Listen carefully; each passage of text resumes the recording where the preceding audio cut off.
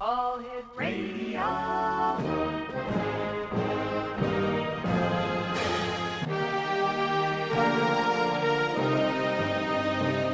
Welcome to the X Zone, a place where fact is fiction and fiction is reality. Now, here's your host, Rob McConnell.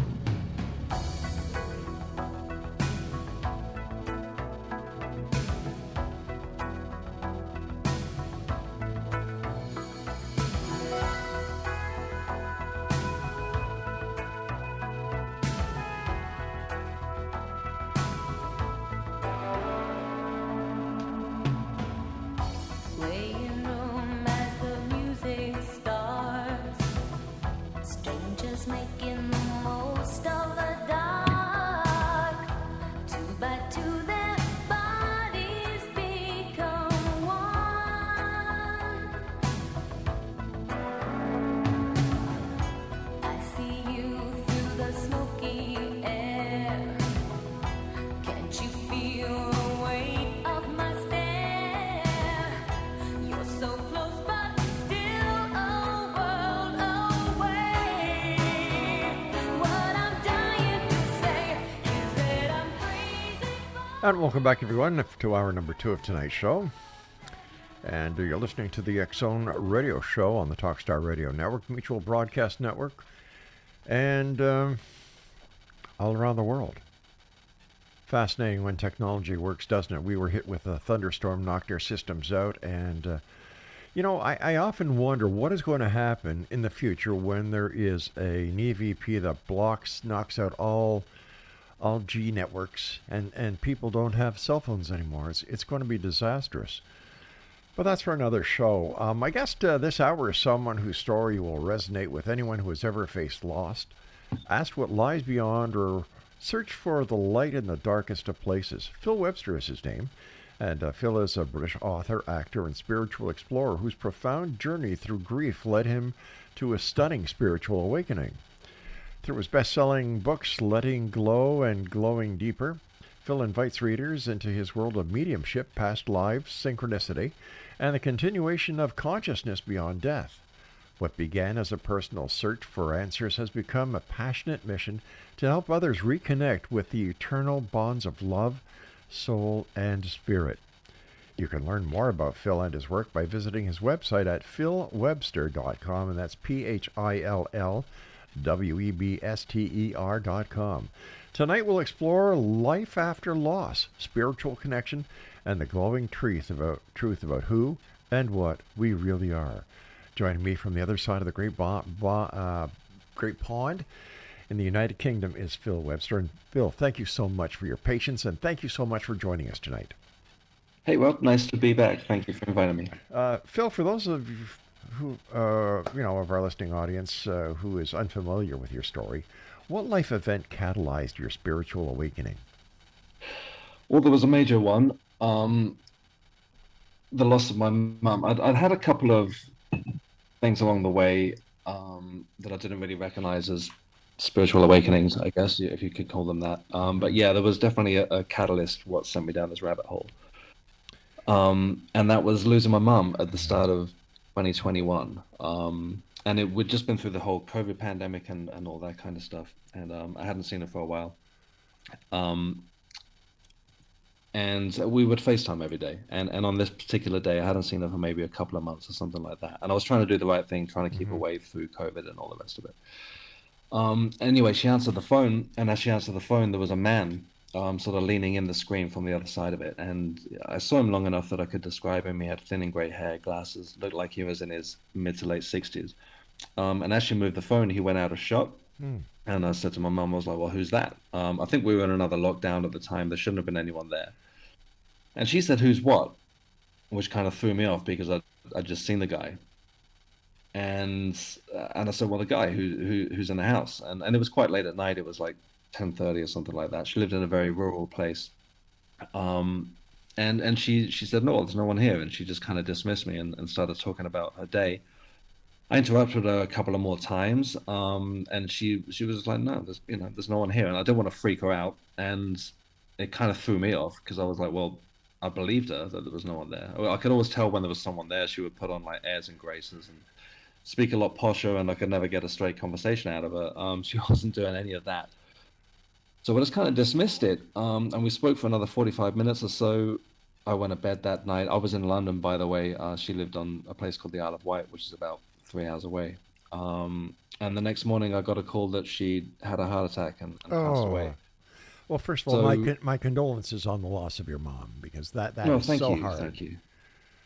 Yeah, it's, I mean, a lot of us have been through it, and you kind of, you expect that your parents are probably going to go before you.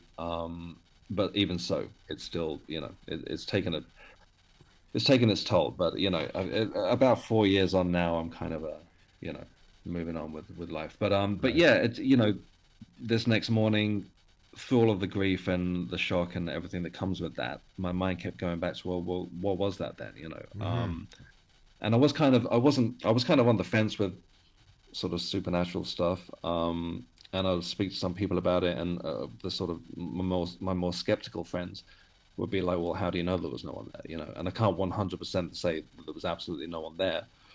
Whereas my other sort of group of friends were like, well, that was a spirit guide, that was somebody letting you know, or a family member or something like that. And as I kind of thought it through, that seemed to be the logical conclusion, oddly. Yeah. What was your belief system like before all of this began? Were you skeptical, spiritual, religious?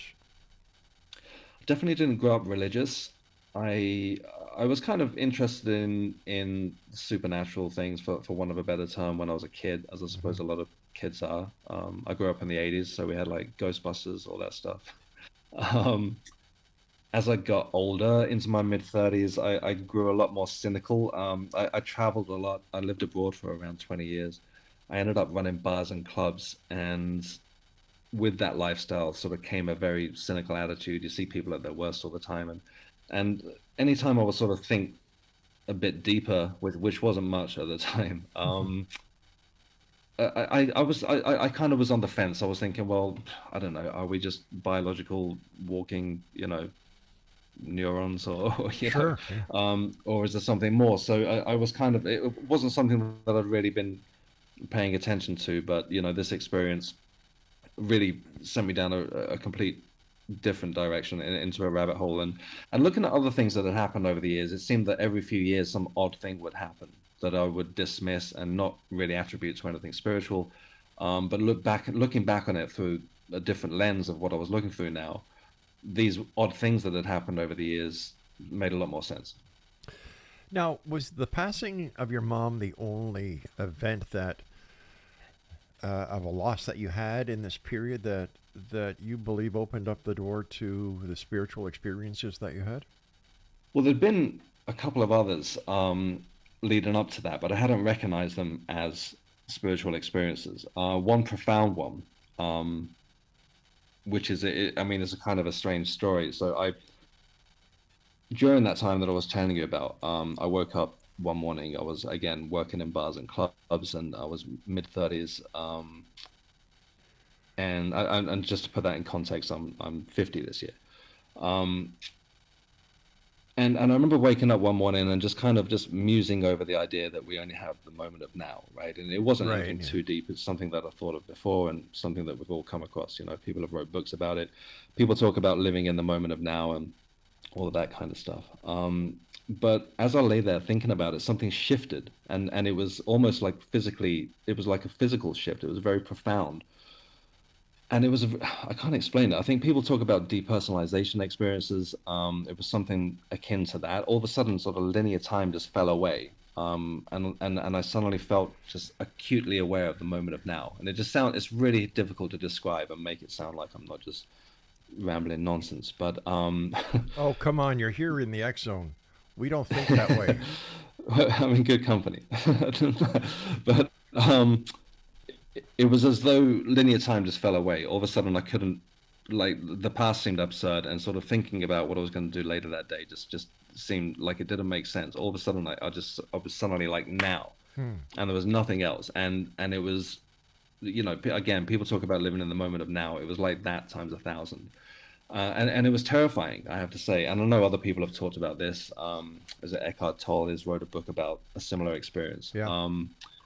But yeah, this thing just kept going on, and it went on all day, and it was terrifying. And then it kept going on, and at about the month mark, I kind of thought I was losing my mind. I couldn't sort of just drift off into my thoughts like we all do all day, every day. It was just kind of like now, and it was exhausting. I ended up going to a doctor, and the doctor started using words like psychosis. They gave me a bunch of meds, like anti-anxiety pills, sleeping pills, stuff like that, which didn't really touch it.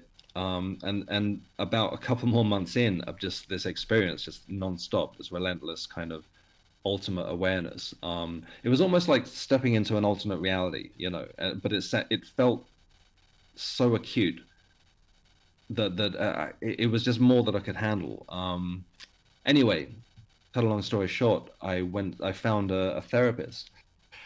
And what attracted me to go see this therapist was that he was a hypnotist. So I went along and I was like, can you just like hypnotize this away? I don't know what the hell's going on with me. I was literally at the end of my rope.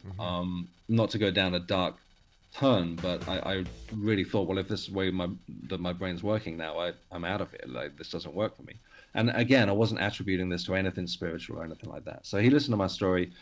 He explained he couldn't hypnotize me because hypnotism doesn't work like that. And with what was going on with me. And he used an odd word, and he said, well, I believe that you're a mystic. And I was like, well, what the hell does that mean? I didn't really care. I just wanted this thing to stop. Sure.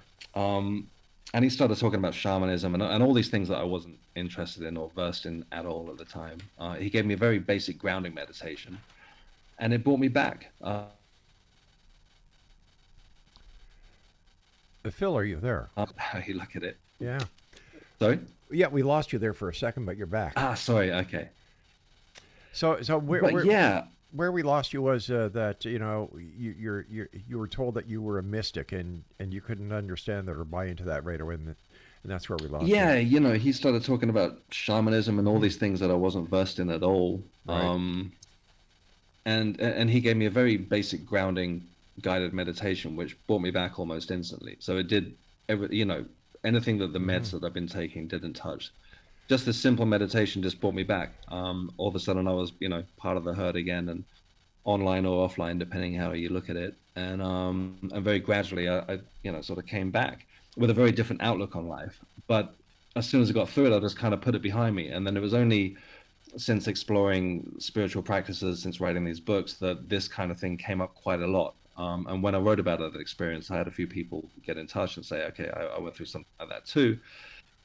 And it did resonate and seem to be in line with a lot of the ancient spiritual teachings, especially around shamanism, where somebody would kind of go to the edge of madness, and then that would be the medicine person that people would go to. And, All right, Phil, stand by. You and I have to take our first break. Exonation. Phil Webster is our very special guest, and his website is www.philwebster.com, and that's PHILL Webster.com. And we'll both be back on the other side of this break as we continue here in the X Zone from our broadcast center and studios in St. Catharines, Ontario, Canada, on the X Zone Broadcast Network, Talkstar Radio Network, and Mutual Broadcast Network. I'm Rob McConnell. Don't go away. Most of the dark, two by two their bodies become one.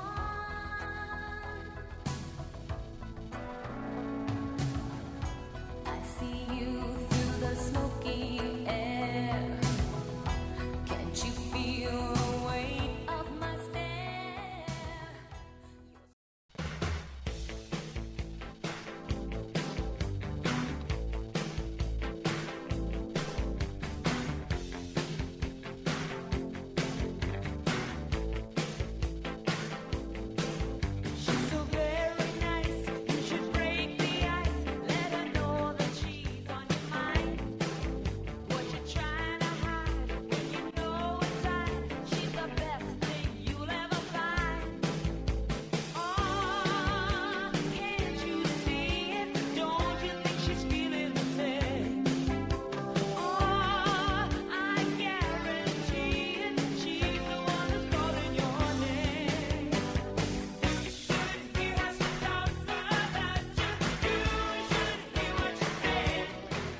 Welcome back, everyone. Phil Webster is my very special guest of this hour. www.philwebster.com. That's PHILL Webster.com.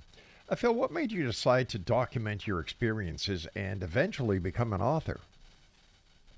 So I'd always assumed that I'd write something at some point. I'd dabbled with writing fiction or something through the years and then never really finished anything. And it just seemed like the natural thing to do for some reason. I just started specifically learning about mediumship, excuse me, to start with. And I just thought I'd just document the journey in real time, really. So I kind of went into this, or into that arena, I should say, somewhat skeptical, despite obviously wanting to, hoping that I could hear from my mum, right? That was the catalyst of the whole thing. And just kind of wrote a lot about the whole experience along the way. And kind of the first book, Letting Glow, starts out somewhat on the fence. And by the time it's finished, I'd had so many experiences, amazing experiences through learning about mediumship, that I was like, okay, this is a real thing. And then by the time I finished writing the first book, I'd learned so much that I had another book in me. So I just went ahead and wrote the second one. You say that your awakening wasn't just emotional, but multidimensional. Can you explain that? I wish I could. That seems to be something that I often come back to, especially the whole moment of now thing. As much as people are often interested in mediumship and life after death and all that, and I feel that that's really what attracted me to everything. But beyond that, I just keep coming back to this experience that I'd had, and it sort of ties in, when you're meditating and you're getting in touch with spirit guides and all this kind of stuff. Being able to be really present is really key.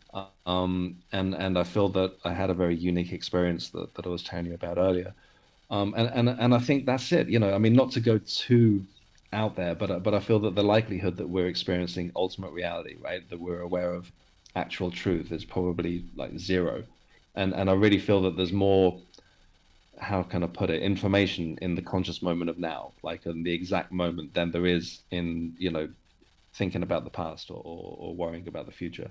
And we rarely experience this. And, it's not our fault. Obviously, we're physical beings. We have to go about our business. We have to pay the bills. You can't, set a new TV up with intuition or whatever. Exactly, We've got to live in the practical.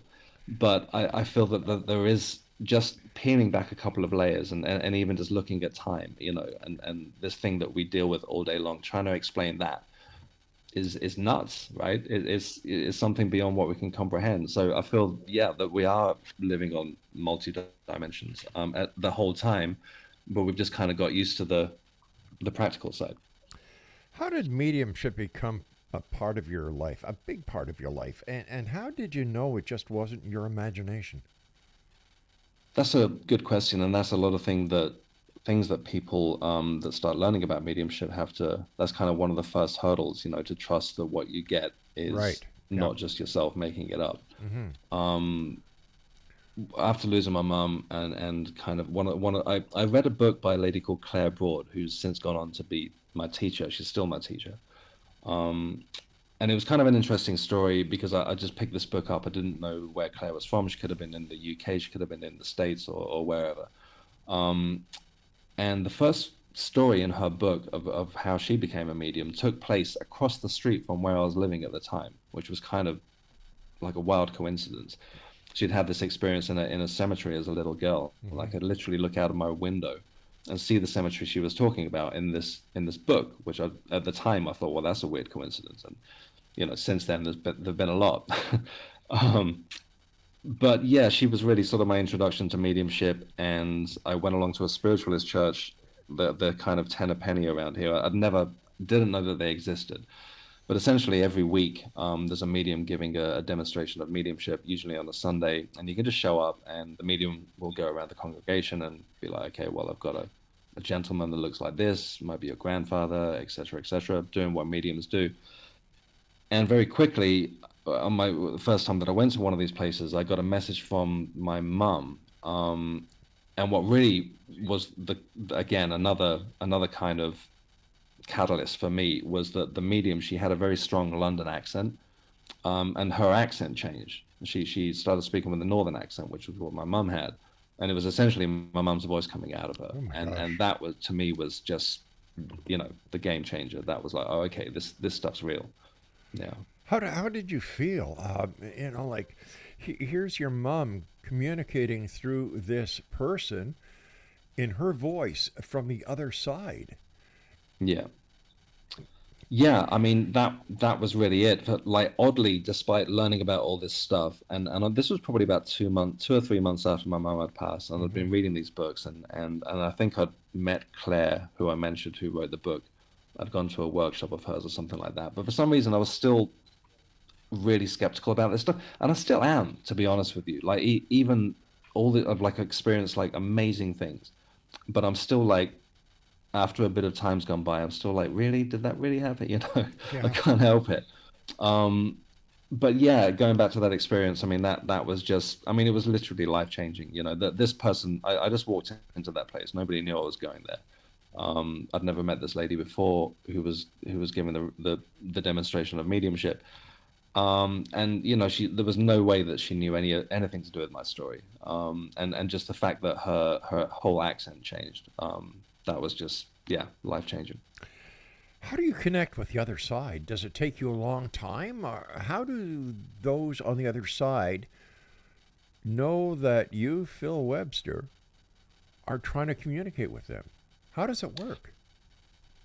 I believe that they're always around us on some sort of frequency, and I think that some of us are more. I think that we're all attuned to it, but some of us are. A lot of people use this example of somebody being able to draw better than somebody else, or someone can play guitar better than someone else. And that some of us seem to have this kind of antenna or Wi-Fi signal that seems to be stronger than it is in others.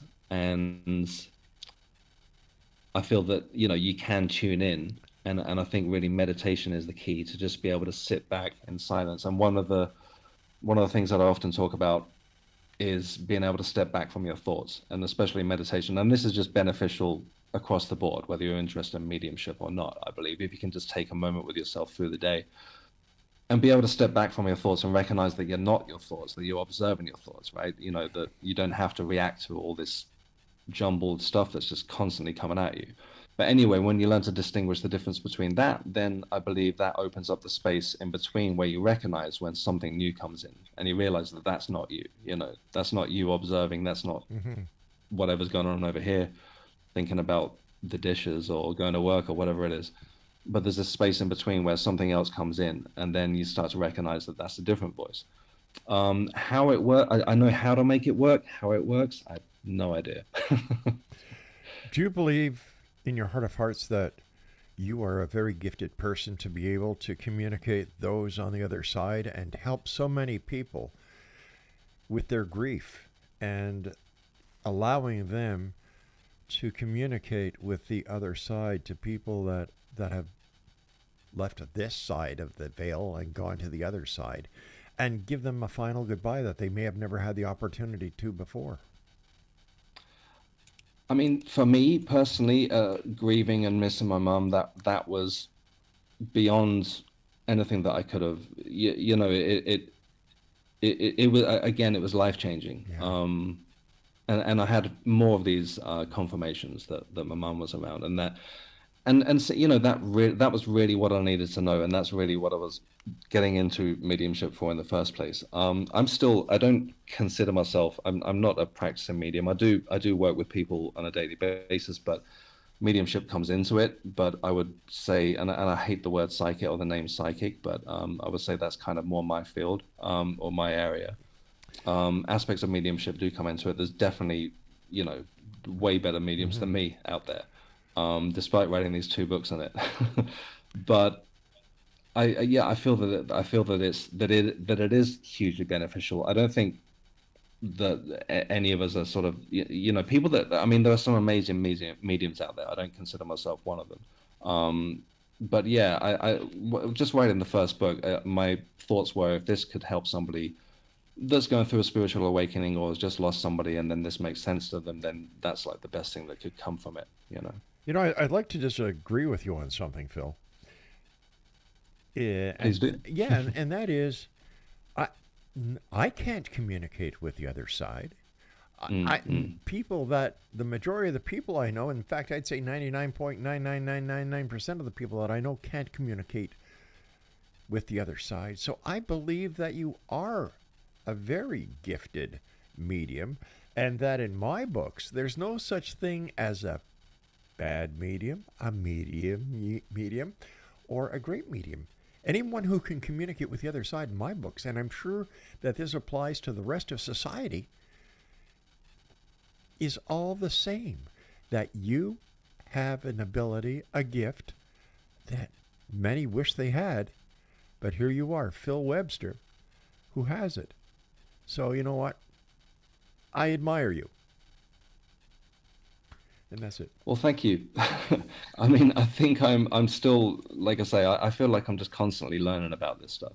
And looking at some of the, I mean, I've been lucky enough to work with some of the world's best mediums.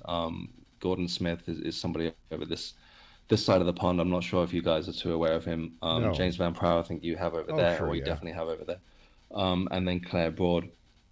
So watching those people in action, you know, that I'm right at the beginning of this journey. And again, I feel that we all do have the ability to explore this to varying degrees of success. And some people are going to excel at it, and others it'll be more of a struggle. But I feel that we can all do it. It's just we're just wrapped up in, you know, concentrating on the practicalities of life, which we have to. Again, you know, we're in this. That's what this thing is. But yeah, I feel that we all have the ability to do it. I disagree. There are some mediums that walk around saying that they were born with it, Right, and it's a gift, and they're sort of exceptional. But I feel that we can all do it. But you know, it takes some time. All right, please stand by, Phil. You and I have to take our break at the bottom of the hour. And Exonation, if you'd like to find out more about our guest tonight, who I believe is a very well-established medium.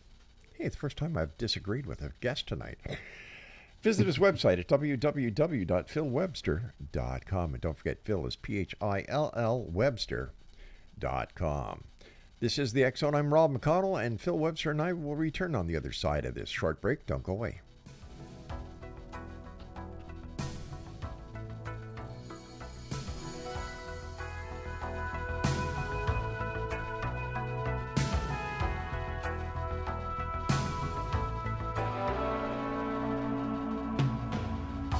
Playing room as the music starts. Strangers making the most of the dark. Two by two, their bodies become one.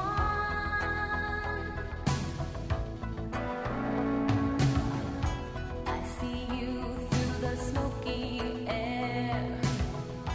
Can't you feel the weight of my stare?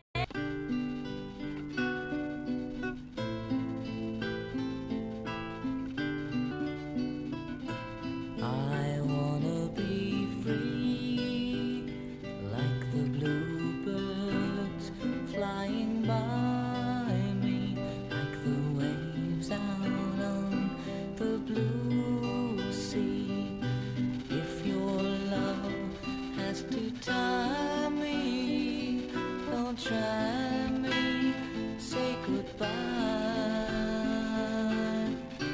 I wanna be free.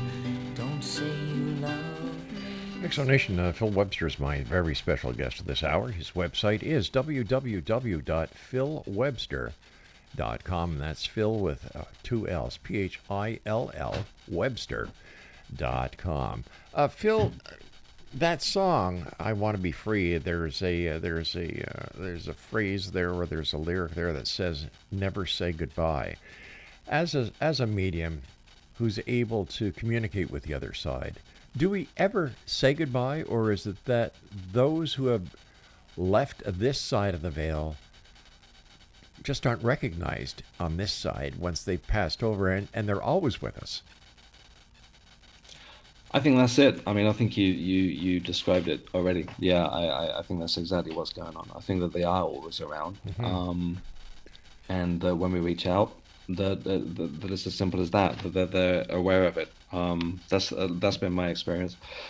And in that first year after losing my mum, you know, I was desperate to have those experiences, and yeah, I definitely got some quite strong affirmations that she was there, and not just through a sense of just feeling that the person's around, and I think that that's a thing, absolutely. If we feel the ones that we've lost around us, but yeah, when you really do start exploring this, then the signs do become very apparent. Yeah.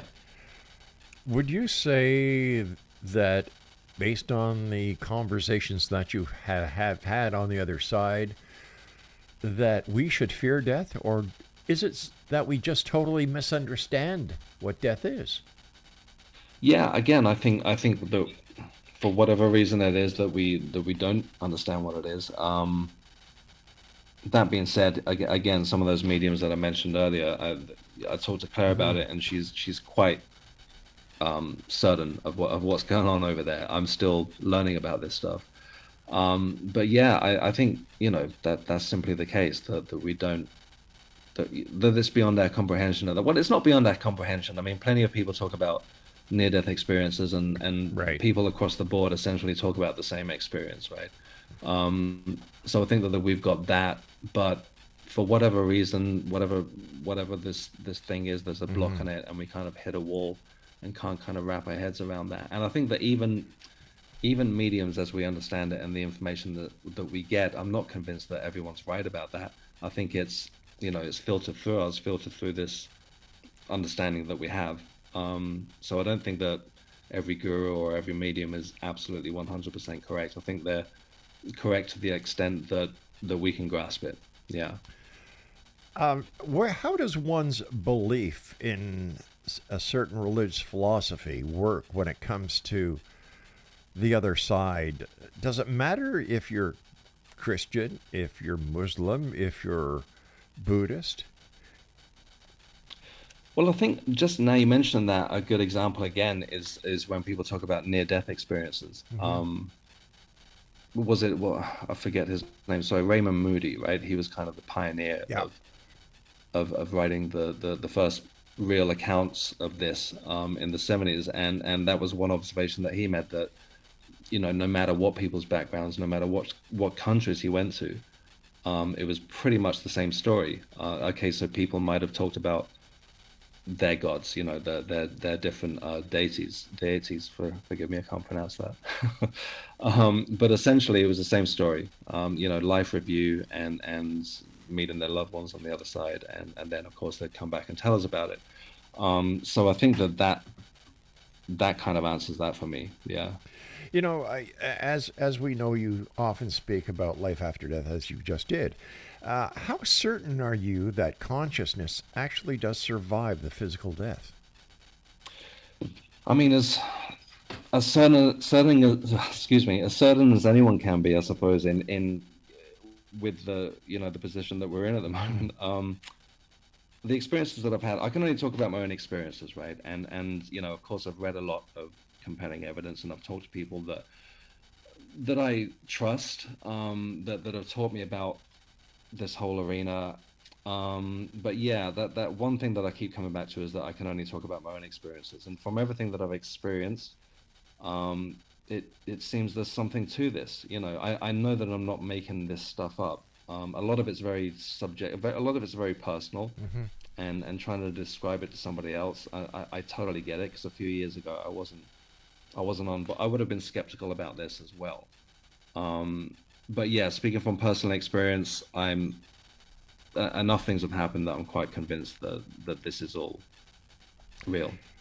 Have you discovered about soul contracts, and what, in your opinion, is our purpose here on Earth? I think that we come here with an agenda. I think that there is some sort of overview, there is some sort of blueprint, like a bigger picture, Hmm. and that reincarnation is part of it. That we come back, and we, likely what we didn't learn in the last one, that we're gonna keep repeating that, until we've figured out what that is.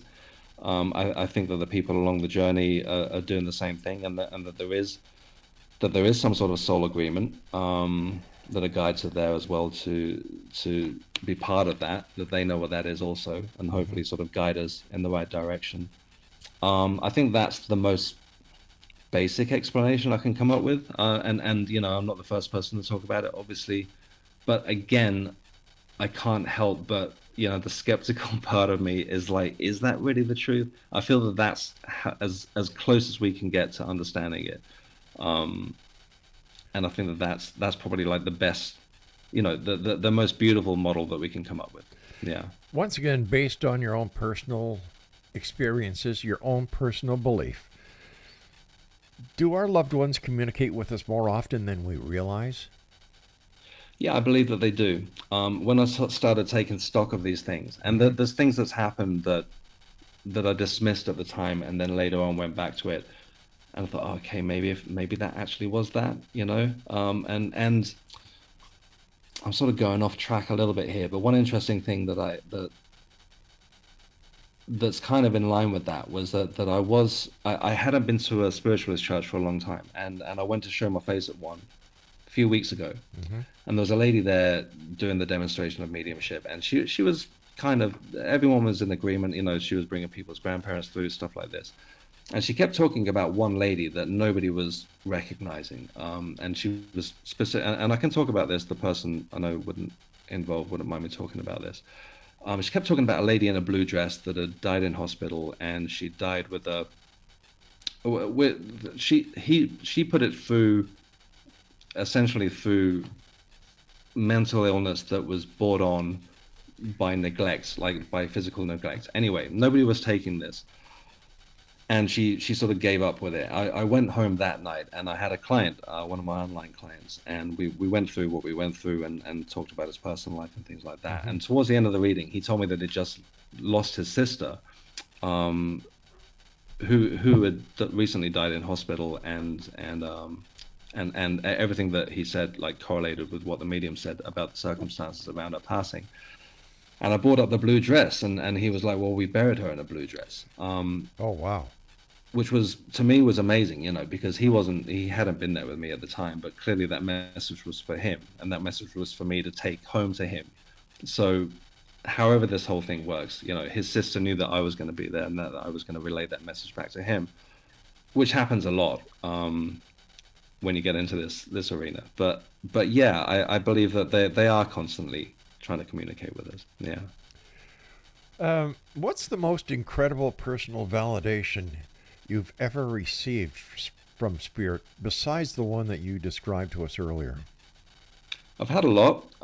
In the early days when I was learning about mediumship, I was trying to do all the right things. I was meditating every day. I was reading all the books I was supposed to read, you know, learning from these amazing teachers, and I felt like I'd hit a wall. And there was one particular night, although I was really missing my mum, I was at her house, and I'd gone for a walk that evening, and I maybe had a bottle of wine or something like that. I was really upset. I was sitting on the beach. I was crying, and I was just kind of asking. I was like, okay, so if this is a real thing, if I've got spirit guides around me and all this stuff, what's the big secret? Why I'm doing everything right? I'm meditating. I'm doing everything by the book that I can to sort of get more validation. And I had validation already, but I needed more. And I was sitting on the beach, and I was sitting next to a cafe that was shut up for the winter, and it had like a board on outside, like a chalkboard, right?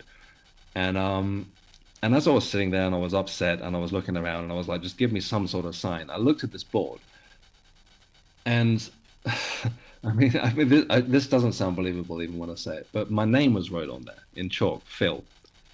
And all around it, it said hi, as in, you know, the greeting as in hello, like hi. And it said it all over. And it said PHILL, hi, everywhere. And just at the second that I'd been like, okay, I need something. I need a sign, right? And you know, there it was, a literal sign.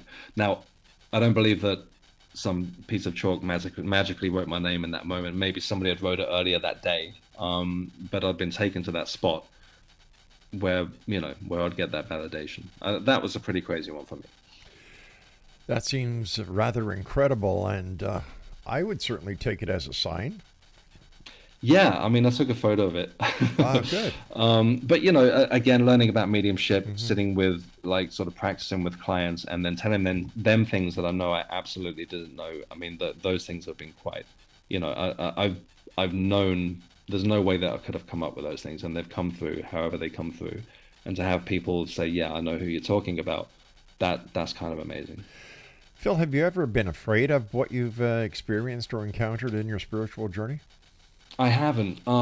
So one of my teachers, again, going back to Claire, I've talked to her at length about this, and she's of the opinion that I'm possibly naive about it. I'm not scared of that. If we're talking that we're all consciousness or spirits or whatever however you want to describe it, then I'm already that, right? So why would I be afraid of that? Just because especially if I can't see it, right? You know what I mean? I don't believe in the devil. I don't believe in hell or demons or anything like that. I mean, I think that there is definitely negative energy, and that absolutely people bring that, and you can feel that. If you walk into a room where someone's had an argument or any of those kind of cliches. But I feel that as long as you go in with the right intention, I think that we get back what we put out, right? So if you're going in there with good intention, you're going to bring good intention. Yeah. You mention synchronicities quite often. What's one that stood out as a turning point in your life? Synchronicities. Yeah. I think meeting Claire, picking up that book. She could have been from anywhere in the world, and then her, the first story in her book took place across the street from where I live, and then meeting her, and she essentially lived down the road. She's become a very good friend, a teacher. She's really been massively part of this journey for me. So just the coincidence around that. She could have been Australian. She could have been in Canada. Okay, stand by for a sec. I've got to take a break. I was so involved in your story that I missed my producer's cue. So we'll be back on the other side of this break. Whatever you do, don't go away.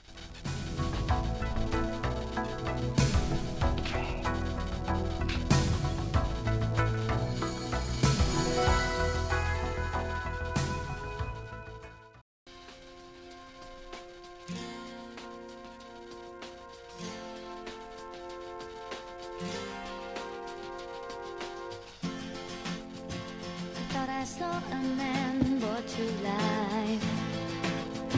He was warm, he came around like he was dignified.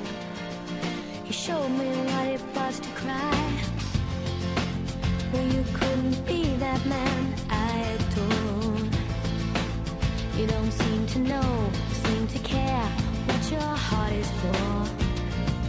Well, I don't know him anymore. There's nothing where he used to lie.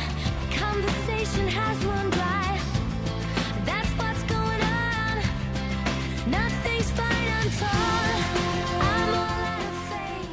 Welcome back, everyone. This is the X Zone. I'm Rob McConnell. We're coming to you from our broadcast center and studios in St. Catharines, Ontario, Canada, and on the Talkstar Radio Network, Mutual Broadcast Network, and X Zone Broadcast Network. Our guest this hour is Phil Webster. PHILL Webster.com is the website address. And, one of the questions that I've heard from people who are mediums and who are psychics is something called a grief hallucination. Now, how do you distinguish, Phil, between grief hallucinations and genuine contact from spirit? That's a term I've never heard before, funnily enough. I can only assume that it's, along the lines of grieving so badly that you see what you want to see and you hear what you want to hear. And I suppose that's a big argument, especially from skeptics, that of course if you're looking for something, then you're going to find it, right? So if you're looking for white feathers every day, then you're going to see a white feather, right? And those are a pretty common one. I'm not convinced that every white feather that I see when I walk down the street is a sign from my mum, right? Who knows what's been happening. But I mean, I can understand the argument with that. I've definitely had a lot of experience, a lot of signs for that could be or could not be, and I think that if you choose to take it as, if it comforts you, then why not? What's wrong with that? If a song comes on the radio and that was your partner's favorite song, or whoever it is that you've lost, and you get some comfort out of that, then I think why not? I think potentially believing that every single thing that you see is a sign from the other side, or and also I found that a lot of people that go into this arena, it kind of opens the floodgates to a lot of other stuff. I don't necessarily believe in absolutely everything just because it comes under the supernatural radar. But just to go back to the original question, I think that when you have these experiences, there's a strong sense of knowing that comes with it. You know, like I've had experiences before where, like I've had a physical sensation like go through me as I've had this experience, and it's undoubtedly something beyond whatever's going on here. And I've had that shared with somebody else as well. I wrote about it in my second book. So I feel that when we really do have these like actual valid, legit signs, there's no question about it. Yeah. How do you respond to skeptics who say grief can distort perception as well as reality? That's a very good point. One thing that people were saying to me when I was talking about seeing the man on the phone call with my mum was that, you know, well, I was talking about it when I was grieving because, you know, my mum had passed the next day. So everyone who I told her about, who I told about it, she'd already died. And I kept having to point out that, well, I wasn't grieving at the time because it was the night before. I didn't realize she was going to pass away. And I don't think that this was some, you know, post hallucination that, you know, my partner was with me at the time. She'd heard me have this whole conversation. I've no doubt that it's a real thing, you know, and that wanting to know that my mum was okay really sent me down this rabbit hole of mediumship. So I can understand the argument that I was searching for that validation, and that's what I wanted to get, and I did get that.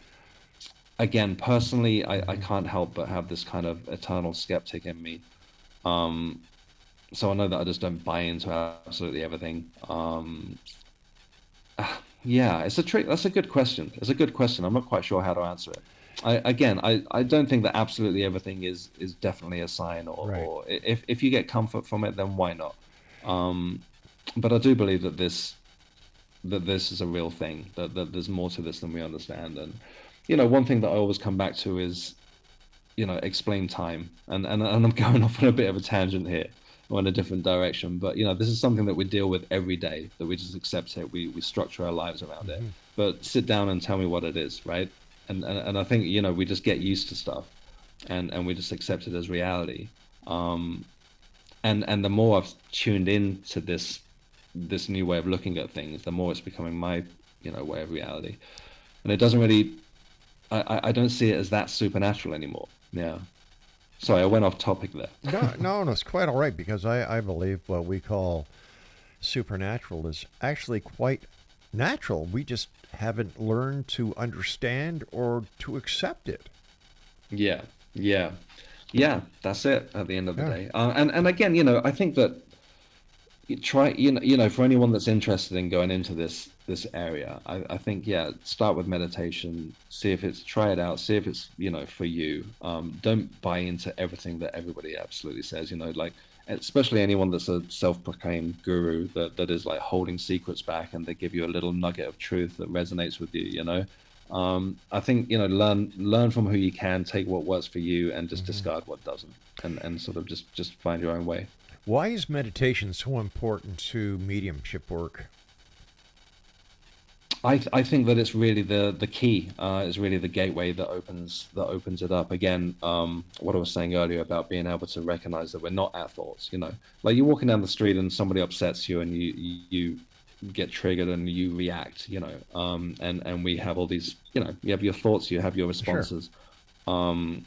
But I think that when you're able to just sit with yourself and try to take, even if it's only 5 minutes, and start to recognize that all that stuff that's going on, that you don't have to get caught up with that, and that you can step back from it and recognize that you're this other thing. You start to recognize this, you know, that your consciousness. There's not even the language for it, right? And to be able to understand that all that stuff going on over here, all these thoughts and all these sort of reactions, that you don't need to go with it. And again, like when you create that space and you are trying to connect with spirit guides, which I think is like one of the first steps, basically. towards mediumship, then you recognize this as a sort of, for want of a better expression, a separate entity that comes in. Why do you think society is so hesitant to accept the spiritual side of grief, as well as the spiritual side of life? That I don't know. And I also think that part of that is, when death shows up, whether it's thinking about our own mortality or when we lose someone, I was really struck by how we all accept it, but we're not prepared for it, and because we don't talk about it and we don't deal with it. And it's such an odd thing because it's everywhere. It's part of life, and everyone gets uncomfortable talking about it, and we don't seem to be prepared for it. I feel that talking about that being said, I think that I don't know. I know you've been doing this for a long time, but I feel that these conversations are a lot more. They're not dismissed as much as they were back in the day. When I was talking about this maybe 30 years ago or something like that, it was probably dismissed as. I suppose it's location dependent as well, but for the most part, I think people are more open to this kind of talking and this way of thinking now than they have been before. How has being a medium and an author of the books that you've written changed your personal life? Completely. It's taken me in a completely different direction to where I thought I was going. I was, tentatively calling myself an actor. I wasn't under any illusions about it. I was paying the bills with it, and that was fine for me. I got into it quite late, in my 40s. But this just seems, I don't want to say more important, but for me, it's got so much more value, than anything that I've come across so far. And I find it endlessly fascinating. And yeah, it's just now my daily life. I'm talking with clients every day online for the most part. And yeah, just talking for the people that are connected that I find most interesting are people that are going through a spiritual awakening themselves and telling me about their experiences. There is a whole other side to, calling yourself a psychic. Of course, you get people asking, is my boyfriend going to call me next week and stuff like that. But for the most part, yeah, like my life's gone in a completely different direction. Yeah. What's next for you, Phil? Another book, workshop, or a new journey? What are you excited about? Yeah, I'm just at the end of writing my third book. I thought that these first two were going to be part of a trilogy. I still do believe that, but I think this third book is something completely different. I'm definitely not the first person to channel a book, but it's essentially a conversation, and whatever's going on is way smarter than me. I read it back and I'm like, I know I didn't know that. But again, yeah, I'm not the first person to do this. I'm sort of going into Neil Donald Walsh territory or something like that. So yeah, I'm looking forward first to giving it to my publishers, and if it gets out there, then people's reaction to that. This weekend, I've got a talk coming up in the UK at something called the Kent Wellness Festival. I enjoy going to these spiritual festivals and talking for an hour about this kind of stuff. Yeah, just going along and seeing where it takes me. Phil, what do you hope our listeners may take away from your message tonight? What do you think the most important part of our hour has been to get across? I think that, again, just that these experiences can be very subjective. You don't, take what resonates from what I've said, and if some of it resonates with you, then great. If some of it sounds like, rubbish, then I get it, because it did to me for a long time. And again, just sort of pick your gurus wisely, right, and yeah, see what works for you and go with that. Yeah. Well, Phil Webster, thank you for joining us here in the X Zone tonight, and for sharing your deeply personal, incredibly moving, and soul-stirring story with us and our listeners. Your journey reminds us all that grief doesn't have to be the end of a connection, but in many ways, it's just the beginning of a deeper understanding of love and spirit. Now, for those of you who want to explore Phil's books or learn more about his ongoing work in the field of spiritual awakening, head to www.philwebster.com. That's PHILL Webster.com. And to all of you in the X Zone Nation, remember, sometimes the light we're looking for isn't out there. It's actually glowing from within. Phil, take care of yourself, and I look forward to the next time that you and I meet here in the X Zone. Thanks for having me back, Rob. Nice to speak to you. It's my pleasure. Really great talking to you. And do the world a favor and keep up the great work that you're doing. You too. Thank you, Rob. Take care, my good friend. Well, that's it for tonight, Exo Nation. I'll be back tomorrow night at 10 o'clock as once again we cross the time-space continuum to this place that I call the X Zone. It's a place where people dare to believe and dare to be heard. It's a place where fact is fiction and fiction is reality. And as you know, the X Zone comes to you Monday through Friday from 10 p.m. Eastern until midnight, right here on the Talkstar Radio Network, Mutual Broadcast Network, and the X Zone Broadcast Network from our broadcast center and studios in St. Catharines, Ontario, Canada. So until we meet tomorrow night, my friends, please always remember to keep your eyes to the sky and your heart in the light. Good night, everyone.